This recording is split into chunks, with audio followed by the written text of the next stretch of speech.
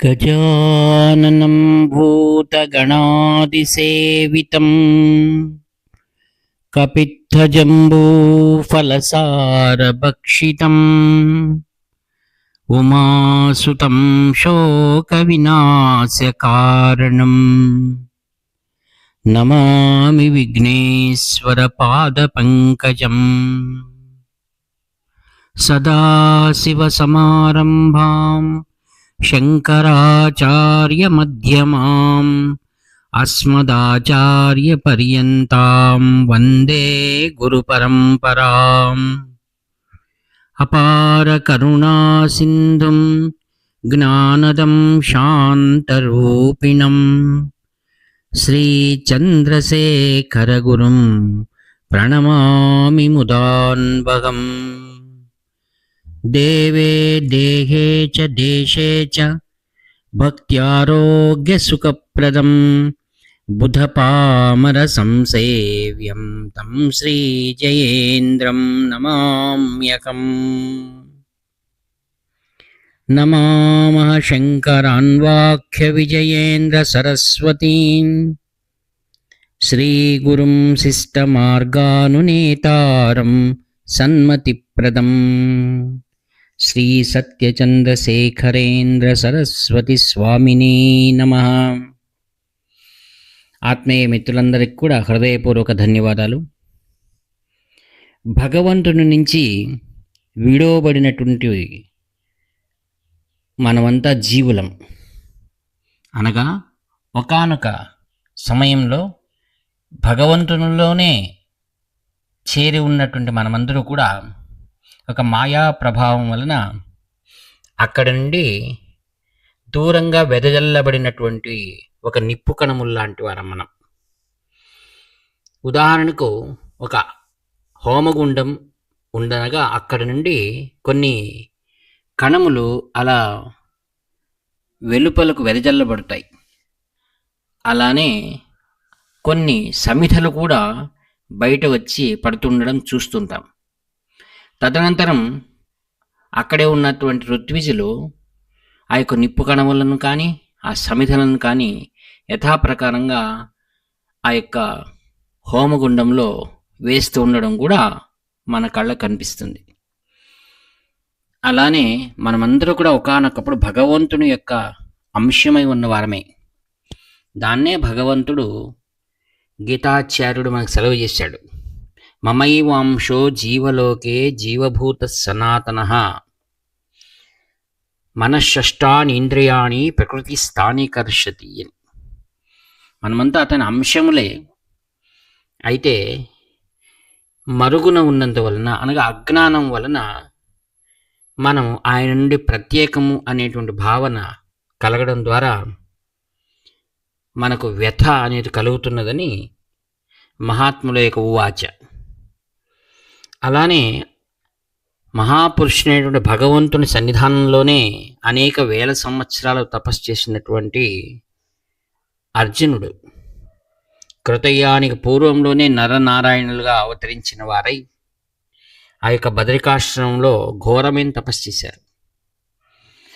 కాలక్రమంలో భగవంతుడు ధర్మస్థాపనకై కృష్ణ భగవానునికి అవతరించడం, మరియు పాండవ మధ్యమైనటువంటి అర్జునుడు ఆ యొక్క ధర్మస్థాపన ఒక నెపంతో వారిద్దరూ కూడా కురుక్షేత్ర రణ సంగ్రామంలో కలవడం కలుగుతుంది. అతను అర్జునుడు ఏదైతే వ్యథలో ఉన్నప్పుడు మోహము అతన్ని బాధిస్తున్నప్పుడు దానికి విరుడుగా అనేకమైనటువంటి తాత్పర్యమైనటువంటి సందేశాలు అందించారు. విభూతి యుగంలో పాండవానాం ధనంజయ అని ధనంజయునికి తెలియజేశాడు. అలా అనేక యుగములు కదిలిపోతూనే ఉన్నాయి రథచక్రాల్లాగా. కృత, త్రేత, ద్వాపర, కలియుగంలో ఉన్నాం మనం ప్రథమ భాగంలో. ఆ యొక్క పాపపంకిలమైనటువంటి లోకముని చాలామంది దీని గురించి వివరిస్తూ ఉంటారు. అయితే పెద్దలు మహాత్ములు కలియుగం ఎంతో శ్రేయోదాయకమని, దీంట్లో కొద్దిపాటి పుణ్యం చేసినా లేక భగవంతుని స్మరించిన భగవంతుడు వారిని కరుణా దృష్టితో వారి సకలమైన పాపములను కూడా హరింపచేసి చాలా సులభంగా తన లోపలికి తీసుకుంటాడని కూడా మనకు పురాణములు అనేకమైన మనకు దర్శనమిస్తున్నాయి. ఆత్మీయులారా, కలియుగంలో సాక్షాత్ భగవంతుడే గురురూపకంగా అవతరించి ఉన్నారనే మాట ముమ్మాటికి సత్యం. పతితులను పావనం చేయడానికి, ఈ లోకమును పాప పంకిలం నుండి రక్షించడానికే ఒక పరంపరగా కాంచి కామకోటి పీఠం ఆదిగురు శంకర భగవత్పాదాచార్యులచే స్థాపించబడిన విషయం అనేక మంది వీటిని భక్తితో ఆచారాలను కొలుస్తూ ఉంటారు. దాన్నే గురు పరంపర అని అంటుంటారు. నాడు శ్రీమన్నారాయణ నుంచి ప్రారంభించబడినటువంటిదై నేడు కాంచి శ్రీ శంకరాచార్యులని పిలువబడేటువంటి 70వ పీఠాధిపతి శ్రీ శంకర విజయేంద్ర సరస్వతి మహాస్వాముల వారు, 71వ పీఠాధిపతులు శ్రీ సత్యచంద్రశేఖరేంద్ర సరస్వాముల వారిని మనం నేడు ప్రత్యక్షంగా చూస్తున్నాం. ఎందరో వారిని దర్శించి అమోఘమైనటువంటి పుణ్య ఫలితాన్ని పొందుతున్నారు. ఆత్మీయులారా, కాంచి కామకోటి పీఠంలో ప్రత్యక్ష దైవంగా అనేకమైనటువంటి భగవత్ సంబంధమైనటువంటి అనుభవాలను వేల సంఖ్యలో అందించినటువంటి మహాపురుషుడు ప్రాతస్మరణీయుడు శ్రీ శ్రీ శ్రీ చంద్రశేఖరేంద్ర సరస్వతి మహాస్వాముల వారు.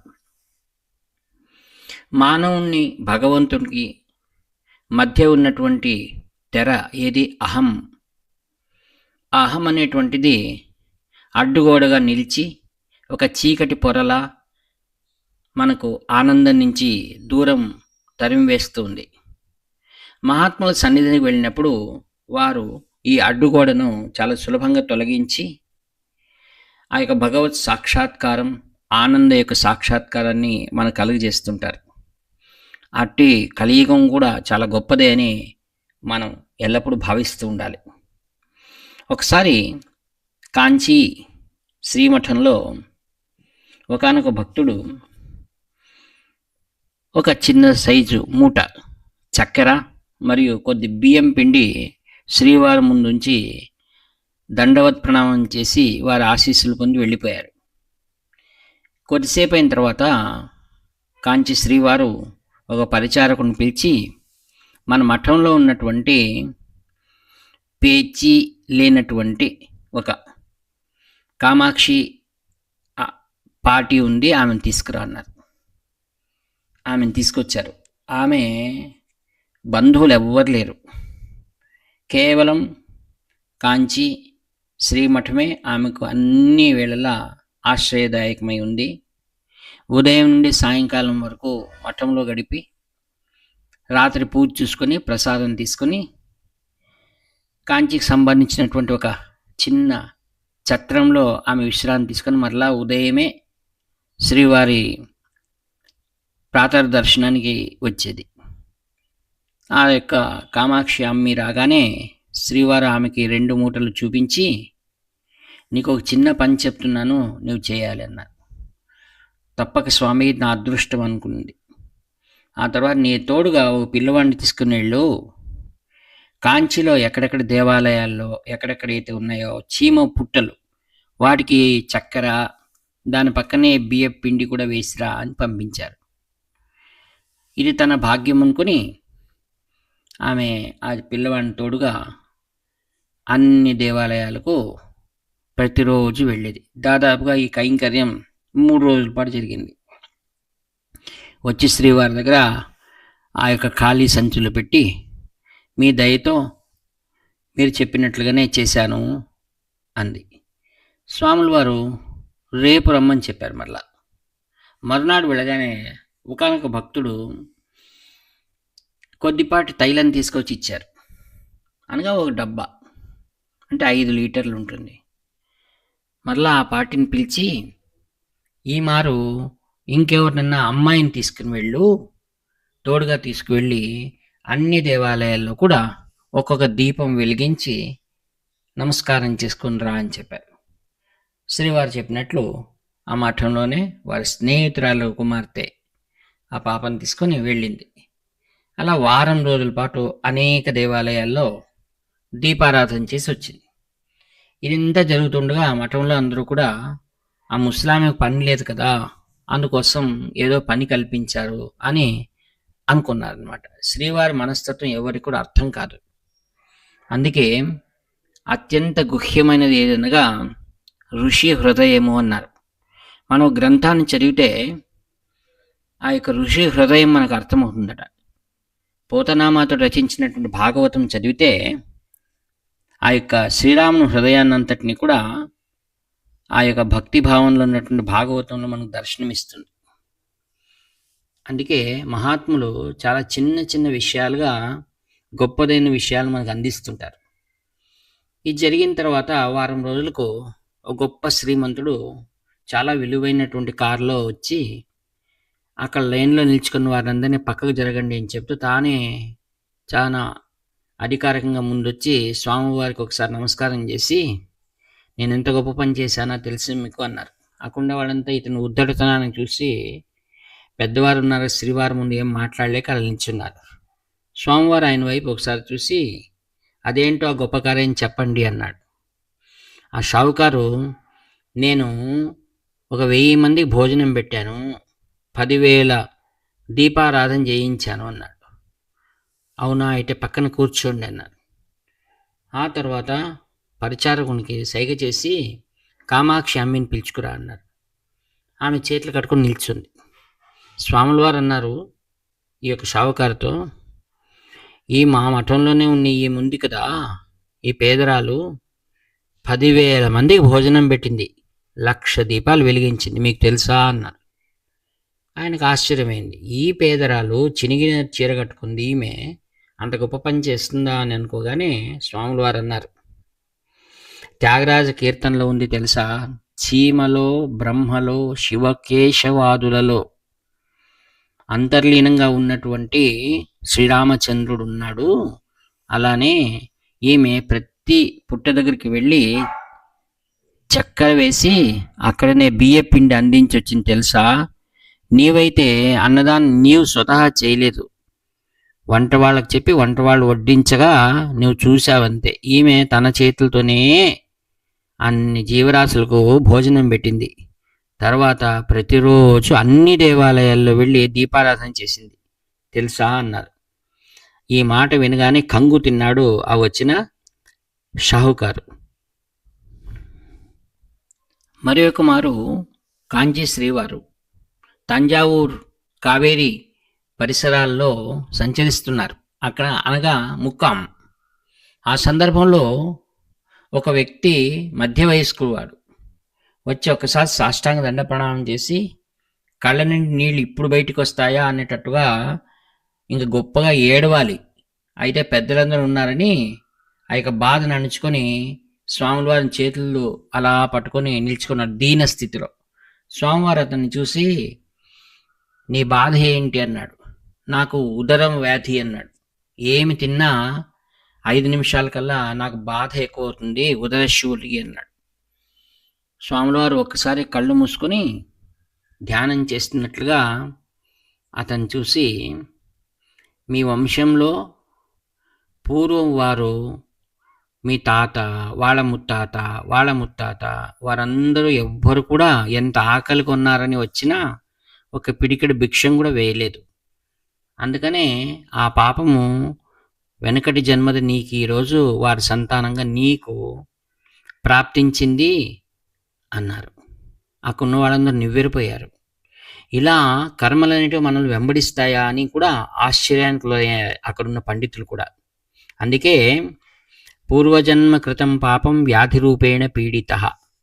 శ్రీవారు అన్నారు ఆయనకు, నీవు నేరుగా గురువయ్యారు మరియు అనేకమైనటువంటి తంజావూరి క్షేత్రాలకు వెళ్ళి కొద్ది బియ్యంతో అయినా నీవే వండి అక్కడున్న యాత్రికులకు బిచ్చగారికి నీవు పిడికెడు అన్నం పెడుతురా, అంతా సర్వేశ్వరుడే చూసుకుంటాడు అన్నాడు. శ్రీవారు చెప్పినట్లుగానే ఆ యొక్క అన్నదానం చేసి తన ఉదర శూలిని పోగొట్టుకున్నాడు. అందుకే స్వల్పమప్యస్య ధర్మస్య త్రాయతే మహతో భయాత్ అంటారు. కొద్ది ధర్మమైనా మనం రక్షిస్తుంది. ఈ యొక్క పరమ పవిత్రమైన జీవన యాత్రలో మహాపురుషుల యొక్క స్మరణ అత్యంతిక ప్రాధాన్యమైనటువంటిది. కాంచీ పరమాచార్య స్వామి ద్వారా మనకు దివ్యమైన వెలుగు. ఆ మహాపురుషుని స్మరిస్తూ ఈ వాక్పుష్పము శ్రీ శంకరవీర సరస్వామి దివ్య చరణారవిందమును సమర్పిస్తూ సెలవు తీసుకుంటాను. ఇట్లు మీ ఆత్మీయ మిత్ర నివర్తి నాగభూషణ శర్మ.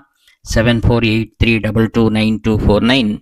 హర హర శంకర జయ జయ శంకర. హర హర శంకర జయ జయ శంకర. హర హర శంకర జయ జయ శంకర.